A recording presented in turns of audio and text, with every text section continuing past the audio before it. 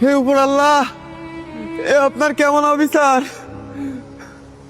সারাদিন যদি এমন বৃষ্টি দেন তাহলে তো কোনো মানুষই আমার ভ্যানে উঠবো না। আমার বাড়িতে কতগুলো মানুষ মুখ উঁচু করে বসে আছে, আমি ইনকাম করে নিয়ে যাব, তারপর সবাই এক মুঠো খাবার খাবে। হে আল্লাহ, আপনি যদি এমন করেন আমি কি করে ওই মানুষগুলোর মুখে খাবার তুলে দেব?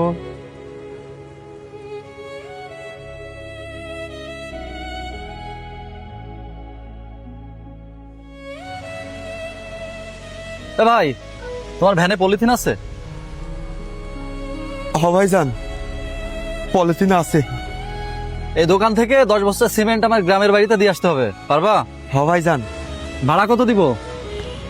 আপনার যা মন চাই আপনি সেটাই দিয়েন ভাইজান। ঠিক আছে।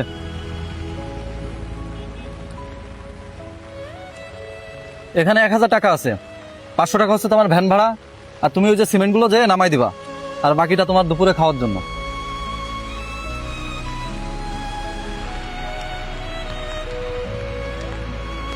হে আল্লাহ, আপনি রিজিকের মালিক। এই টাকাটা দিয়া আমি এখন বাড়িতে বাজার নিয়ে যাইতে পারবো। আমার পরিবারের সকলের মুখে আমি এক মুঠো খাবার তুলে দিতে পারবো। আমি ভাবতেও পারি না আল্লাহ, এই বৃষ্টির ভিতরে আমার এত বড় একটা ভাড়া হইব। আল্লাহ, আমি আপনার কাছে সারা জীবন কৃতজ্ঞ। এভাবেই আপনি আমাদের মতো গরিবদের পাশে থাকেন আল্লাহ। আমাকে টাকা নাই, কিন্তু আমাকে সাথে সবসময় আপনি আছেন আল্লাহ।